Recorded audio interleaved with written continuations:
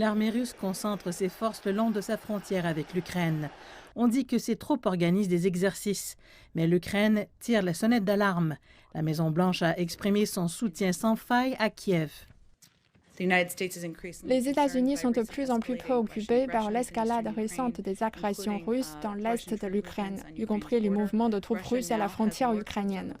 La Russie a maintenant plus de troupes à la frontière avec l'Ukraine qu'à tout moment depuis 2014. Jeudi, le président Volodymyr Zelensky s'est rendu sur la ligne de front. 5 militaires ukrainiens ont été tués dans le Donbass cette semaine. Les tensions ont incité le gouvernement ukrainien à renouveler ses appels pour son adhésion à l'OTAN. Le ministère russe des Affaires étrangères affirme que l'adhésion à l'OTAN pourrait entraîner des conséquences irréversibles pour l'Ukraine. Ils ont qualifié ce langage de provocateur et insistent sur le fait que la Russie défend simplement ses frontières avec une région instable. Un cessez-le-feu fragile existe dans la région du Donbass, où les forces ukrainiennes combattent les rebelles soutenus par la Russie depuis 7 ans.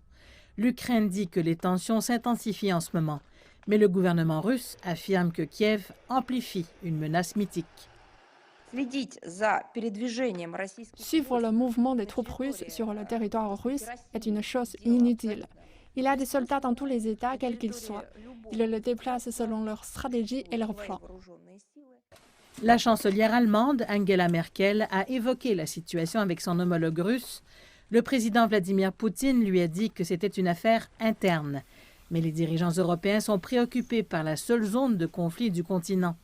Ils craignent qu'une guerre de mots entre la Russie et l'Ukraine se transforme rapidement en de violents combats.